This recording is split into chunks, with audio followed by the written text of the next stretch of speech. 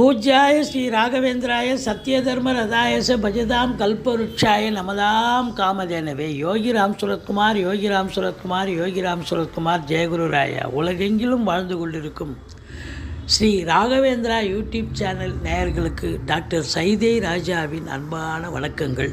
நாம் இப்பொழுது இந்த எபிசோடில் வார ராசி பலன்கள் வாக்கிய பஞ்சாங்க அடிப்படையில் 18/3/2024 முதல் 24/3/2024 வரைக்கும் உள்ளடக்கிய நாட்களுக்கு கிரகங்கள் ஒவ்வொரு ராசிக்கும் எப்பேற்பட்ட பலன்கள் வழங்கப் போகிறது என்பதை பார்க்கலாம் வாங்க. இந்த வாரம் முழுவதும் வளர்பிறை நாட்களே 24/3/2024 பௌர்ணமி தேதி வருகிறது.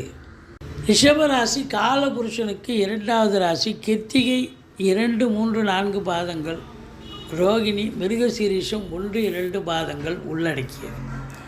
சுக்கிர பகவான் ஆட்சி பெறும் வீடு. இப்பொழுது சுக்கிர பகவான் இந்த வாரம் உங்களுக்கு 10ஆம் இடத்தில் இருக்கிறார். 10க்குடைய சனி பகவானோடு இருக்கிறார். 7க்குடைய செவ்வாய் பகவானோடு இருக்கிறார். அப்போ இந்த வாரம் உங்களுடைய சிந்தனைகள் செயல்கள் எல்லாம் வேலையை பற்றி இல்லை செய்கிற தொழிலை பற்றி இருக்கிறதால அதில் ஈடுபாட்டோடு இன்வால்மெண்ட்டோடு இருந்து முனைப்போடு இருந்து சாதிக்கக்கூடிய ஒரு வாரம் என்று சொன்னால் மிகையாக. 2ஆம் இடத்து அதிபதி 11ல் இருக்கிறார். 2 என்பது பண வரவு, பொருள் வரவு. 11 என்பது அதிகமான பண வரவு. இப்போ 2ஆம் இடத்து அதிபதி 11ல் இருக்கிறது மிக மிக சிறப்பு. பொருளாதாரத்தில் ஒரு நிம்மதியான ஒரு போக்கை காட்டுகிறது. அதாவது தன வரவு என்பது உங்களுக்கு இரட்டிப்பு வருமானம் வரும். குடும்பத்தில் நிம்மதி, சந்தோஷம், குதூகலம் ஏற்படும் அப்படின்னு சொல்லலாம். அப்போ நல்ல பண வரவு வருதுன்னு சொன்னால் உங்களுக்கு 4ஆம் இடம் மாத்ருஸ்தானத்தை குரு பார்க்கிறார். பிள்ளைகளுடைய உயர்கல்விக்காக செலவு பண்ணுவீங்க. இல்லை வீடு வாங்க, மனை வாங்க, தோட்டத்துறவு வாங்க, ஏதாவது ஒரு சொத்து பத்தில் இன்வெஸ்ட் பண்ணக்கூடிய ஒரு காலகட்டமாக இது அமைகிறது. தாய் வழி சொந்தங்களால் அனுகூலம். மற்றபடி சுகஸ்தானம் திருப்திகரமாக இருக்குங்க. குரு பார்வையில் இருக்கிறதால சுகவாசியாக இருக்க போகிறீங்க இந்த வாரம். அதே தாண்டி 6ஆம் இடத்தை குரு பார்க்குறதால ஆரோக்கியத்திலையும் குறை ஒன்றும் இல்லை. ரிஷபராசி அன்பர்களுக்கு இந்த வாரம் ஃபிசிக்கலி சூப்பராக இருப்பீங்க. எந்த குறையும் கிடையாது. ஆரோக்கியம், சுகம் கண்டிப்பாக உண்டு. இந்த 5ஆம் இடத்துல கேது இருக்கிறதால பிள்ளைகளால் ஏதாவது இடர்பாடுகள், அதாவது அவங்க உங்களுக்கு அகென்ஸ்டாக இருக்கக்கூடிய நிலை இருந்தாலும் அவங்க படிப்பதில் ஆர்வம் காட்டுவார்கள், நல்லா படிப்பாங்க. மற்றபடி பூர்வீகத்தில் ஏதாவது பிரச்சனை வரலாம். உங்கள் சொத்து வாங்கி வச்சுருக்கிற சொத்து பத்தில் யாராவது ஆட்டையை போடுறதுக்கோ இல்லை அக்கம் பக்கம் பங்காளிகள் வரப்பு சண்டை, வாய்க்கால் சண்டை அப்படின்னு பிரச்சனை பண்ணுறதுக்கும் வாய்ப்பு இருக்குது. குலதெய்வ வழிபாடு பண்ணுங்கள். தலைக்கு வர்றது தலைப்பாயிட போகும். மற்றபடி 6ஆம் இடம் குரு பார்வையில் இருப்பது என்பது எதிரிகள் ஓடி ஒளிவார்கள். கடன் சுமை படிப்படியாக குறையும். கோர்ட்டில் கேஸ் எதாக இருந்தால் சாதகமாக தீர்ப்பு வரும். சொந்த தொழில் செய்பவர்களுக்கு நம்பிக்கைக்கு பாத்திரமான பணியாளர்கள் கிடைப்பார்கள். வெளிநாடு போகணும்னு நினைக்கிறவங்களுக்கு நல்ல தகவல் வரும். தாராளமாக செல்லலாம்.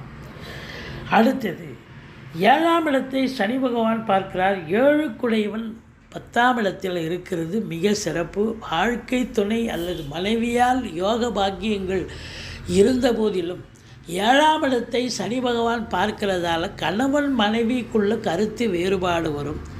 இல்லை வாழ்க்கை துணை அல்லது மனைவிக்கு தேக ஆரோக்கியத்தில் அக்கறை தேவை. மருத்துவ செலவு வைக்கணும். மற்றபடி நண்பர்கள் சொன்னால் புரிஞ்சிக்க மாட்டாங்க. நண்பர்களும் கொஞ்சம் அனுசரித்து போங்க. நண்பர்கள்கிட்டேயும் கூட்டு தொழில் செய்கிற இடத்துல கூட்டாளிகள்கிட்டேயும் கொஞ்சம் விட்டு கொடுத்து போங்க. கூட்டு தொழில் கொஞ்சம் பிக்கப் ஆகிறதுக்கு நேரத்தில் அவங்க சண்டை போட்டாங்கன்னா அப்போ கூட்டு தொழில் பாதிக்கப்படும் இல்லையா? விட்டு கொடுத்து போங்க. மற்றபடி உங்களுக்கு பார்த்திங்கன்னு சொன்னால் 7ஆம் இடம் சனி பார்வையில் இருக்கிறதால எதிர் வீடு, பக்கத்து வீடு, அக்கம் பக்கம் வேலை பார்க்குற இடம், தொழில் பண்ணுற இடம் எல்லோரும் உங்களை பார்த்தா ஒரு மூஞ்சை பார்த்து ஒரு கோபமாக இருக்கக்கூடிய ஒரு நிலை ஏற்படும். நீங்களும் அதே டென்ஷனாக இருக்காதீங்க. கொஞ்சம் புன்முறுவலை காட்டிக்கொண்டு நீங்கள் இருங்க. தலைக்கு வர்றது தலைப்பாயிட போகும். மற்றபடி உங்களுக்கு இந்த குரு பகவான் 8ஆம் இடத்தை பார்க்கிறதால திடீர் அதிர்ஷ்ட வாய்ப்புகள் வர, கடன்கள் வசூலாகும், இன்சூரன்ஸ் பணம் கிளைம் ஆகி கைக்கு வரக்கூடிய ஒரு காலகட்டம். வாரிசே இல்லாத குடும்பங்களுக்கு உங்களை வாரிசாக நியமித்து அவங்களுடைய சொத்து பத்து நகை நட்டு லிக்விட் கேஷ் உங்கள் பெயருக்கு மாற்றி எழுதக்கூடிய விபரீத ராஜயோகம் அமையும்.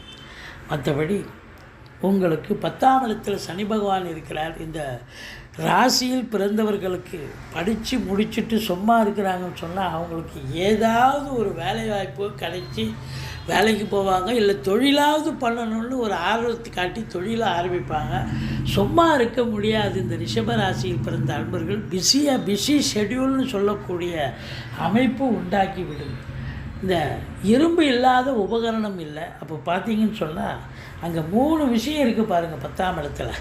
அப்போது சின்ன லேத் ஃபேக்ட்ரிலேருந்து பெரிய கம்பெனி வரைக்கும் அதில் வேலை பார்க்கக்கூடிய அன்பர்களுக்கு நல்ல வேலைவாய்ப்பு கிடைக்கும், நல்ல சம்பாத்தியம் கிடைக்கும், சந்தோஷம் கிடைக்கும்.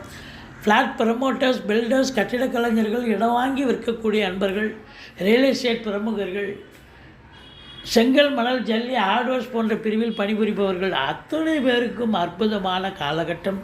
சுக்கிரன் இருக்கார். கலைத்துறை, சினிமா மற்றும் தொலைக்காட்சி பிரிவில் பணியாற்றக்கூடியவர்களுக்கும் பொக்கிஷமான ஒரு காலகட்டமாக இது அமையப்போகிறது. இந்த வாரம் வேலைவாய்ப்பு இல்லாதவர்கள் முயற்சி செய்தீர்கள் என்று சொன்னால் கண்டிப்பாக வேலைவாய்ப்பு கிடைக்கும். அது சின்ன திரையாக இருந்தாலும் சரி, பெரிய திரையாக இருந்தாலும் சரி, நிச்சயமாக வேலைவாய்ப்பு கிடைச்சி சந்தோஷமாக வேலை பார்ப்பீங்க. மற்றபடி வெளிநாடு போகணும்னு நினைக்கக்கூடியவர்கள் தாராளமாக செல்லலாம். நன்மைகள் நடக்கும் அப்படின்னு சொல்லலாம். தாய் வழி சொந்தங்களால் லாபங்கள் உண்டாகும். வண்டி வாகனங்கள் ஆதாயத்தை தரும். அரசாங்கத்தால் அனுகூலங்கள் கிடைக்கப் போகிறது. மொத்தத்தில் பார்க்கும் பொழுது இந்த ரிஷபராசியில் பிறந்த அன்பர்களுக்கு இந்த வாரம் சுகவாசி, ஆரோக்கியவாசி, தொழிலில் நம்பர் 1 நம்ம பொசிஷன் வரக்கூடிய ஒரு நிலை, உத்தியோகத்தில் ஒரு நிம்மதியான ஒரு போக்கு, மற்றவர்களால் பாராட்டப்படக்கூடிய ஒரு அம்சம் இருக்கிறது. நீங்கள் வணங்க வேண்டிய தெய்வம் பிள்ளையாரை வழிபாடு செய்யுங்கள். மற்றபடி குறை ஒன்றும் இல்லை. வாழ்க்கை வளமோடும் நலமோடும் அமையப்போகிறது. எங்களுடைய வீடியோ பிடிச்சிருந்தால் லைக் பண்ணுங்கள், ஷேர் பண்ணுங்கள், சப்ஸ்கிரைப் பண்ணுங்கள். மறக்காமல் சப்ஸ்கிரைப் பண்ணுங்கள். நன்றி. வாழ்க வளமுடன்.